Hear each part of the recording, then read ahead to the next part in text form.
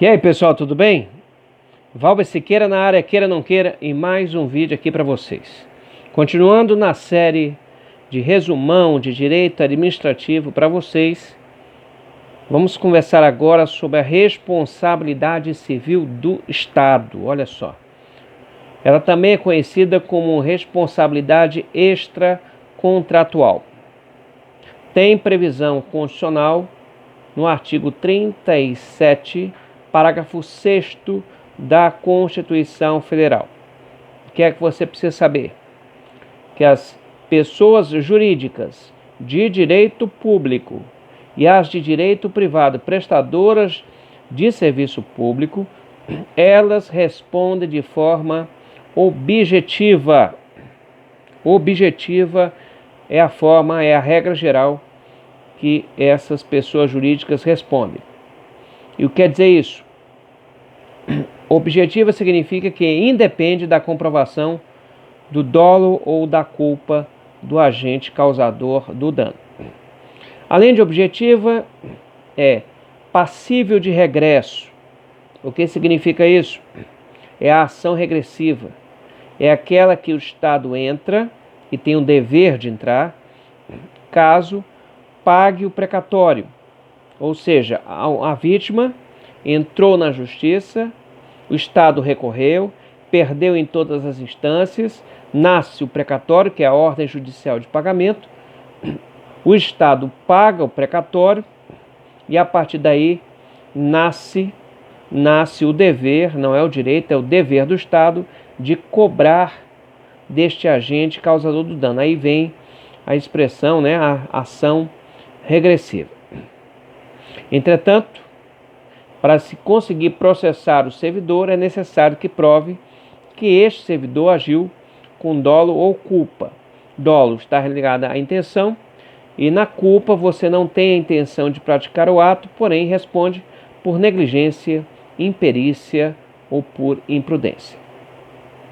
Responsabilidade do servidor sempre será subjetiva. Bom, o que mais? Sobre a nossa responsabilidade extracontratual.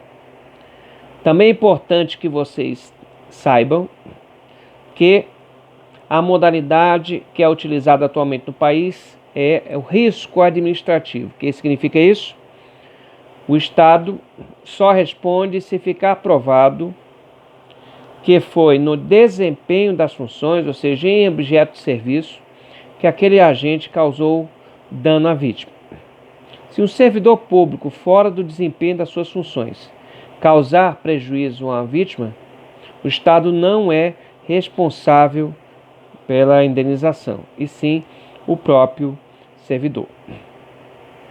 Bom, para se processar, para quem está com a ação, é necessário um advogado que tentará, antes da ação propriamente dita, um acordo com o Estado. Se a vítima aceitar o acordo, ele fica proibida e impedida de processar o Estado posteriormente, certo? Continuando. Dentro do triângulo da responsabilidade, nós temos o agente público no desempenho das funções, causando prejuízo à vítima, a vítima não processando o agente causador do dano, e sim o Estado. Quando eu falo Estado, pode ser a União, pode ser o Distrito Federal, pode ser o Estado-membro ou o município. Como é que eu sei? Veja de onde é que está lotado ou é a origem do agente que causou o dano. Se for um policial federal, é a União que vai ser processada. Se for um policial militar ou civil, é o Estado. Se for um guarda municipal ou um agente de trânsito, é o município. Certo? Bom, a responsabilidade do Estado, objetiva, passiva de regresso na modalidade de risco administrativo admitem duas excludentes. Excluir significa se o Estado provar, e o ônus é do Estado, que qualquer uma dessas duas situações aconteceram, então o Estado, uma dessas duas situações aconteceu, o Estado não indeniza. Essas situações são as seguintes: a força maior, que são os eventos provocados pela natureza, e a culpa exclusiva da vítima. Observação: a força maior, evento da natureza. Se junto da força maior for provado que houve a negligência do Estado em minimizar ou evitar o dano, aí o Estado responde, só que de forma subjetiva. Exemplo: uma chuva acima da média inunda as ruas de um município, invadindo as casas e destruindo os bens. Força maior: se ficar provado que o município, que a prefeitura não tomou as providências necessárias, como limpeza dos bueiros, da boca de lobo, enfim, a varrição da rua, que pudesse evitar o evento ou minimizar o que efetivamente o evento trouxe, se ficar aprovado, aí você tem como processar. Lembra que nesse caso a responsabilidade é subjetiva, por culpa. Com relação à culpa exclusiva da vítima, se for somente ela a causadora do dano, o Estado não responde.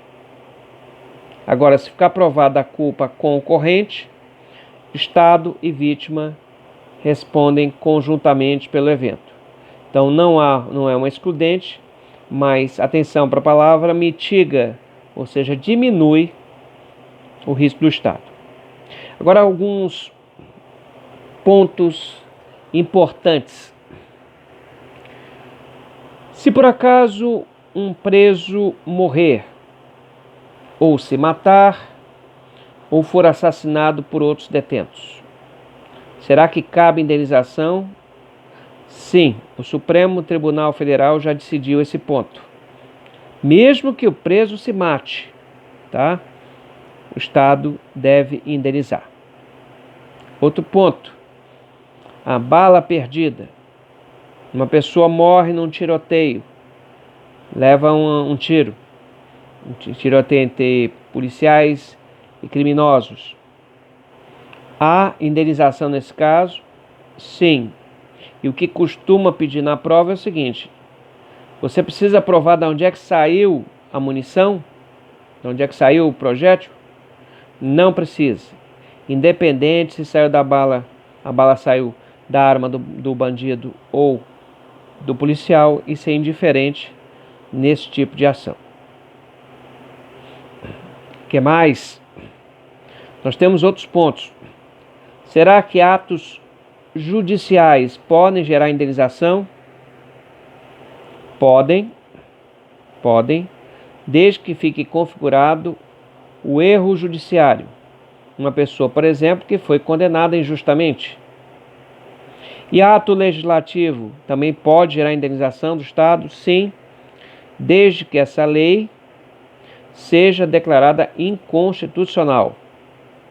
E aí, você provar que daquela lei foi gerada uma série de prejuízos a você, se você conseguir fazer essa conexão, sim, tem como processar o Estado.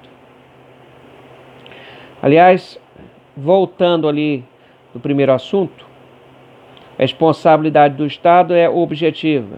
Não precisa provar o dolo ou a culpa do agente causador do dano. Aí você me pergunta, o que é que precisa provar?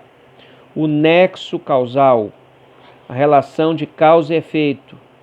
Preciso provar, identificar primeiro o agente causador do dano, provar ao juiz que foi no desempenho das funções e também comprovar que a ação desse agente público causou um dano ao meu cliente, a vítima, ou que seja. Nexo causal. Bom, você também precisa lembrar uma coisa. Por que eu não processo o órgão, gente? Já tinha falado em os vídeos anteriores, mas veja, o órgão ele não pode ser processado, ele não tem capacidade processual passiva. Você processa o ente político que o órgão está ligado. Por isso que você não processa a PM, a Polícia Civil, a Polícia Federal, a PRF. e sim o ente federativo que cada um faz parte. Não se esqueçam disso. Fechando aqui o nosso resumão, lembre-se do risco total, do risco integral. Lembre-se daqueles casos em que o Estado vai responder não havendo como alegar qualquer excludente. Por exemplo, terrorismo em aeronaves. Se sofrer um terrorismo, uma situação de terrorismo em aeronaves, o Estado responde e não tem como alegar, não tem como dar nenhuma excludente para esse fato. Seguro DPVAT também é uma outra situação. Dano nuclear, o acidente nuclear, também faz parte aí dessa relação. Perfeito? Então espero que vocês tenham gostado desse resumão de responsabilidade civil do Estado. Façam, claro, exercícios. Se é um resumão, a gente não pode se aprofundar no assunto, mas tenho certeza que o que eu falei aqui são tópicos importantes para a sua prova. Bom, para encerrar, peço que você se inscreva no canal, que divulgue o canal. Quero agradecer as pessoas que comentam no canal, que dão lá seu like, que ajudam esse canal a crescer e disponham aqui do professor. Até o próximo vídeo e continue a estudar. Se você estudar, as coisas melhoram para a sua vida. Porque o pior vírus do mundo é o vírus da ignorância. Valeu, pessoal.